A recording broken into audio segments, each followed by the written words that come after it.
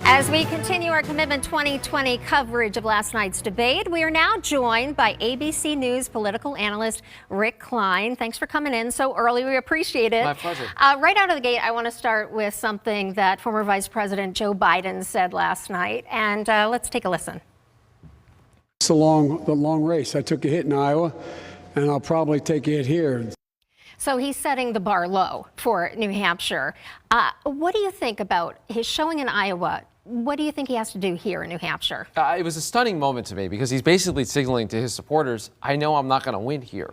To me, he was trying to recalibrate expectations. He came in a very disappointing fourth place in Iowa. They dumped a lot of time and money there.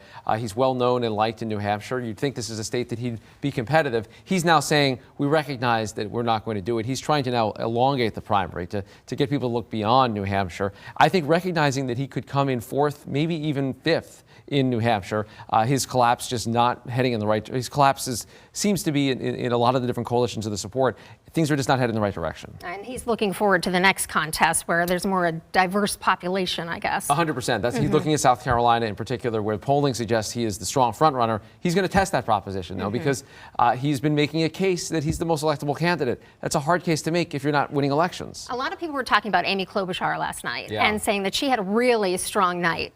I thought she was terrific. I think she did exactly what people who've known her a long time said she could do, which is just portray herself as a regular person, a problem solver, a fixer, someone who had some common sense views on things, and pretty nice smile at the end of it too. She came in as a happy warrior with this. She wasn't out there really attacking, although she had some harsh lines about Pete Buttigieg and his experience, about Bernie Sanders, his ability to work with Republicans. I think for voters who are looking for kind of a middle of the road type of option, she pointed out that her age is sort of right in the middle of Pete Buttigieg and Bernie Sanders and Joe Biden as well. I think a lot of people thought that Mayor Pete's showing out in Iowa was kind of a surprise. Yeah. How do you think he fared last night in the debate? Well, he has the hot hand right now, and I think people are giving him a look in New Hampshire.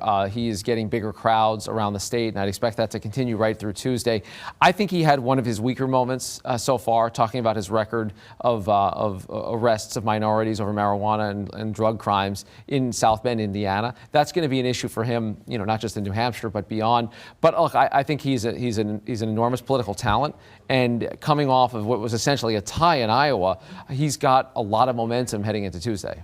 And seeing what happened out in Iowa, does that make the contest here in the Granite State all that much more weighty? Oh yeah, it puts this contest on steroids, because not having a response, any kind of a real result to point to, has surprised a lot of people. So normally you'd have the Iowa caucuses, people might drop out, you know where things stand. I think the delayed reaction of what we saw in Iowa, the debacle of the election returns, means that New Hampshire may actually have final official results before Iowa, even though it goes 8 days later. And I think people are looking to this contest to provide some of the answers that we thought Iowa would earlier in the week. What do you think the candidates have to focus on now as we head into the primary? I think the two things is turnout and just getting your people out, because almost everyone votes on Election Day in New Hampshire. This is not an early vote state, as everyone knows. You have to actually go to the polls on that day.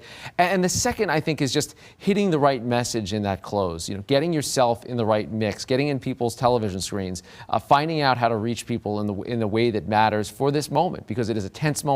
It is a hectic moment. There's been so much going on in the world in the last couple of days, and you have to convince people this is where you want to park your support. They also kind of put on a united front in a way at some times last night. Oh yeah, I don't think anyone that's a Democratic primary voter wants to see the Democrats rip each other's faces off at this stage. I mean, there's so much going on with Donald Trump and the impeachment acquittal this week. Even coming into the debate last night to know that he had fired people that were involved in providing testimony. I think Democrats want to be united, and they're looking for a candidate that can get that done. Well, they're going to be busy this weekend, and of course, it looks like the weather's going to be good for turnout. We love on it. Tuesday, Rick Klein, thank you so much for coming in. We appreciate it. It's my pleasure. Thank you.